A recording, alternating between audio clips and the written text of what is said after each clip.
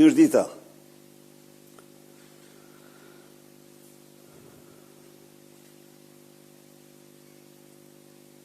Farsa elektorale e 11 maj 2025 kishte si një nga tiparet më kardinale rolin përcaktues të karteleve të drogës dhe organizatave kriminale.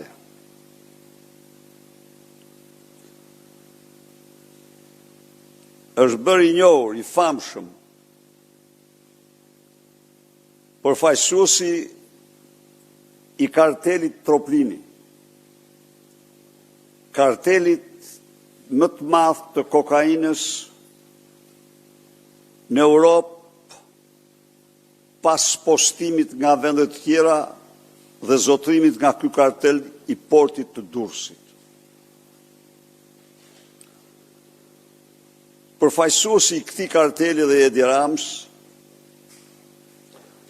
Arken Balla, i parashikuar si ministër i brendshëm, njeriu që mori 5200 vota më shumë se Edi Rama në qarkun e Durrësit,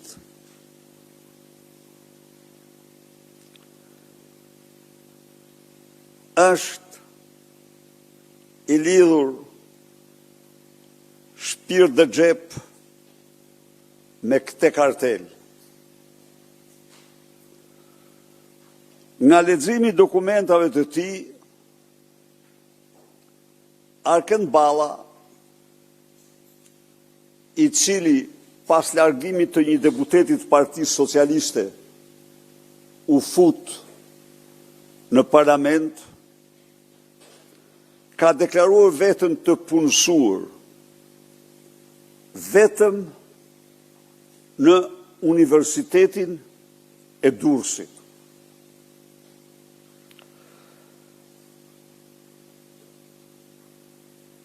Por, po të shihet me kujdes deklarata e pasurisë së tij, rezulton se nga data 1 qershor e vitit 2021 deri me datën 5/8/2023, famozi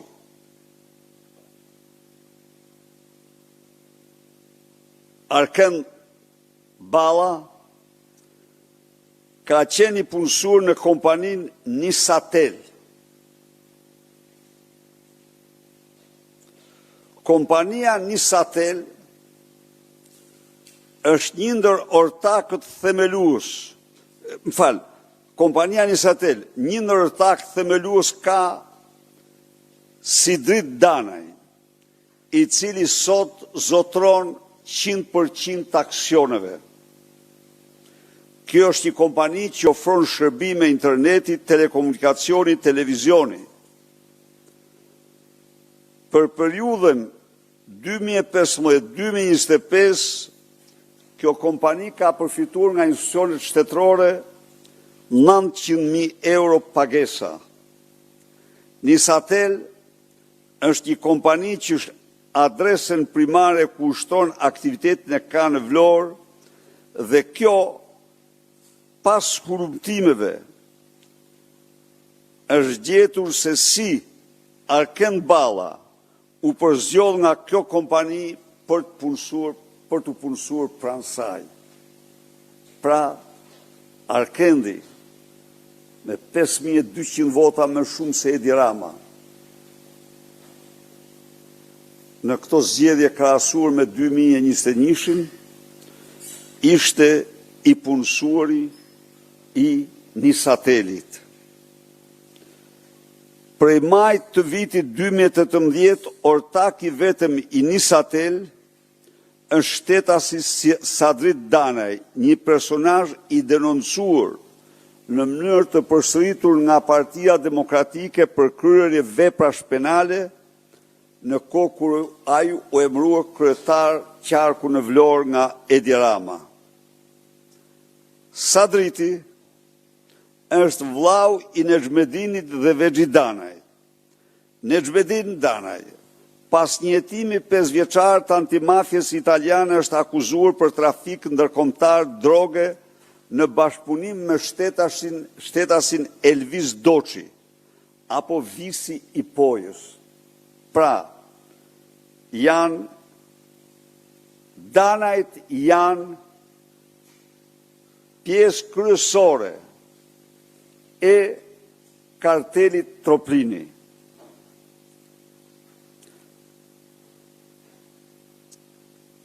Nexhmedinit i janë sekuestruar disa kompani përfshirë dhe televizionin kablor Vlora Cable. Kjo kompani, ditën e bërjes publike të masave të arrestit, ka kaluar, nuk preket, ka kaluar në pronësi të vllaut tjetër Vexhi Danaj. Në pronësi të këtij shtetasi, Vexhiut, janë dhe 2 kompani të tjera të cilat nuk janë bërë publike deri më sot. 1. Kompania 2B&U, kompania themeluar me vitin 2017, të cilës Këshilli Kombëtar i Territorit i ka miratuar një leje ndërtimi në radhim në dhjetor të vitit 2024. Pra, në radhim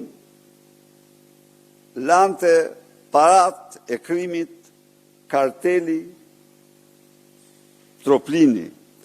Leje zhvillimi për subjektin struktur polifunksionale me 2 korpuse me funksion banim, hotel dhe shërbime, 5, 6, 7, 8, 9, 10, 11, 12 kate mi tokë dhe 2 kate nën tokë. Katet se keni parasysh i përshtatet radhimës, si mas radhim, me reliefet e radhimës e përshtatet Edi Rama. Vendodhje në radhim me subjekt zhvillues shoqërinë 2 BNU kompani SHPK. Dhe kompania e dytë Gerard Krom, e cila është pajisur me leje shfrytëzimi nga Damian Gjiknuri për nxjerrje minerali krom në bashkinë Klos. Asnjëra nga këto kompani nuk është vendosur në sekuestre, pavarësisht se janë të klanit, janë të kartelit të drogës, pra janë të amnistuara nga Altin Troplini.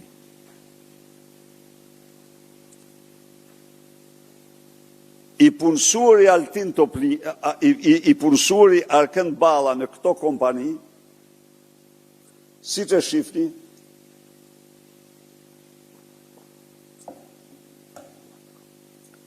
nuk është pra rastësisht deputeti më i votuar, por është deputeti, sepse është deputeti më i investuar i klanit Troplini. Këtu, dhe njëherë, denoncoj me forcën më të madhe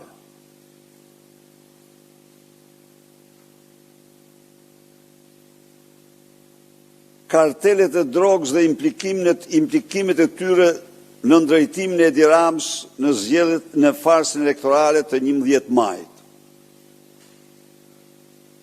Deklaroj dhe njëherë se rezultati këtyre zgjedhjeve të bazuar në krimin drogë dhe farsën nuk do njihet kurrë. Denoncoj përsëri njoftimin që i bëri paraprakisht klanit Troplini për t'u larguar njeriu që mbajti në xhep për 20 ditë urdhër arrestin ndërkombëtar të tyre të firmosur nga gjykatësi dhe që pranoi të ndryshoj dhe mbiemrin e të quhet jo më Duman, por Troplin, Altin Dumanin. Kjo ishte çështja që unë zgjolla të paraqes sot për këto zgjedhje, ndërkohë ju jeni ndjeni dhe do paraqiten këtu para jush në dhjetra dokumenta tjera që faktojnë se si Edi Rama dhe industria e tij e blerjes votës dhe makineria e friksimit të qytetarëve degradoi një proces zgjedhor në një farsë të shëmtuar elektorale. Faleminderit. Andon Kello nga ABC News. Zoti Berisha, nuk jeni shfaqur prej 4 ditësh. Pyetja ime është, si jeni me shëndet? Tani është vërtet, po unë jam transparent. Nuk bëj si ai tjetri që të shkarkoj komandantin e gardës pse infermierët nxjerrin lajmin. Unë një orë, një ditë po pata e problem shtetësor, unë njoftoj publikun. Kisha një gjendje virale e cila kaloi pa asnjë ndërlikim të veçantë. Kjo është. Pra, edhe njëherë, 2 standarte. U shkarkua komandanti i gardës, në fakt, në aparencë është për këtë, se thelbi shkarkimit ti është bota e krimit të ta mirë në vesh. Shpejt, po bëhet investigim. Por ai u shkarkua pikërisht të nesërmen e disa procedurave spitalore, në cilat nuk pati asnjë test serios për ato që duhet kishte.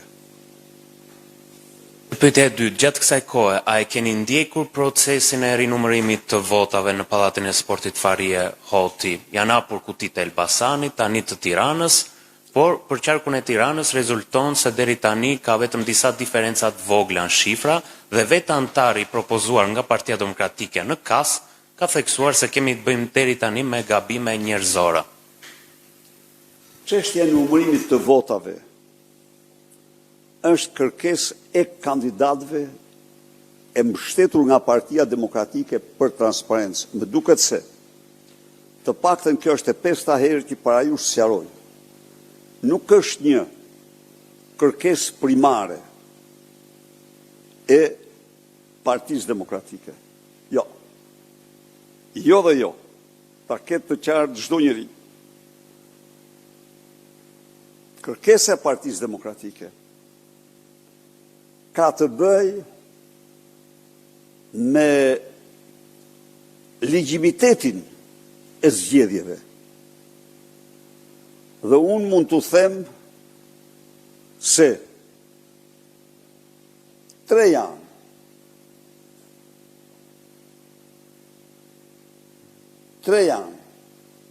Linjat kryesore të kontrollit që ne bëjmë.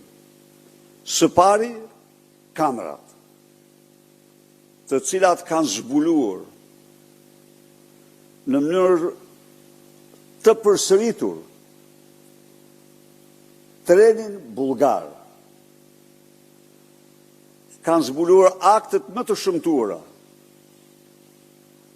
që damkosin farsën si një proces krejtësisht të paligjshëm. E dyta, janë administrimi i qendrës votimit, administrimi i kutisë votimit, i materialeve të votimit, proces verbaleve të votimit. Dhe e treta janë plotësimi i kërkesave të kandidatëve tanë që kanë pretendimet e tyre dhe ne nuk mund mos mbështesim transparencën. Pra, të kuptohemi. Besoj se kemi bërë gjë më të madhe. Sepse kemi faktuar këtu çdo ditë para ju se do faktojmë. Se çfarë farsë shëmtuar është zhvilluar me 11 maj. Për Partinë Demokratike vota ka vdekur pa hyrë në kuti. Akte shëmturat krijuara të gjitha janë të para përgatitura. Nuk janë extempore të aty. Pra, besoj se bërat duhet bëj dallim për çdo qytetar se çfarë është numërimi i votave për kandidat dhe se çfarë është kontrolli i legjimitetit të procesit. Janë gjëra krejt të ndryshme. Vazhdojmë. Zoti Berisha, Isa Mizura nga Ora News, kam dy pyetje. Pyetja e parë lidhet me ato që ju e quani legjitimitet të zgjedhjeve. Pra, nëse rinumërimi nuk është prioritet i Partisë Demokratike, gjykata kolegji zgjedhor në fakt ditën e djeshme ka vendosur në 5 qarqe ti legjitimoj zgjedhje duke i quajtur ato të vlefshme, përkatësisht në Lezhë, në Korçë, në Gjirokastër dhe në Kuks. E mori këtë vendim para das 11 maj apo më vonë, thuti? E ka pas gatshëm, të përgatitur. Mos o burra, ka qenë i përgatitur, po. Ne ja pa datën, po t'ja kontrollosh datën, garantoj që është data 28 prill. Dhe pyetja e dytë, para disa javësh ju thatë nga kjo foltore që mes datës 10 dhe 15 qershor, Partia Demokratike do të ketë gati raportin përfundimtar për ato që ju e quani farsë zgjedhore. Cilat janë arsyet e vonesës këtij raporti, sot është data 19. Vetë pak procesi është, por në tërësi është gati. Në tërësi është gati, do më thënë, po ndiqet kjo praktik. Ndiqet kjo praktik. Në qoftë se po e marr pak me arbitraritet shifrën, në qoftë se është i përfunduar në masën 95% e tij, 95% e tij është dërguar pranë institucioneve që vëzhguan zgjedhjet. Është dërguar. Pastaj kjo do kompletohet dhe dërgohet si libër, por kjo është arsyeja. Unë ju falenderoj dhe vazhdojmë nesër lajm edhe më të veçantë. Do ketë Partia Demokratike nuk lën akt dhe përpjekje pa bërë për të faktuar shqiptarëve se çfarë dhunimi të turpshëm bëri Edi Rama votës tyre. Se çfarë shkelmimi dhe poshtrimi bëri ai mbi votën e tyre. Dëgjoj unë. Jo treni bullgar kështu, treni bullgar kështu. Treni bullgar është mekanizëm universal. Dy janë mekanizmat me fletën e votimit kryesor. Treni bullgar dhe ai që përdor Putini, që shpërndan fletën e votimit para votimeve. Dhe ata vinë me fletë në xhep dhe votojnë pavarësisht ç'ndodh. Por këtu janë përdor, do shifi dokumentime. Pastaj mos harroni se nuk ka filluar akoma me fol laptopi. Ajo që është e drejtë e juaj, që të kërkoni fakte për të vërtetuar pretendimet. Kjo është shumë e drejtë. Por ne kemi fakte të pafundme. Faleminderit.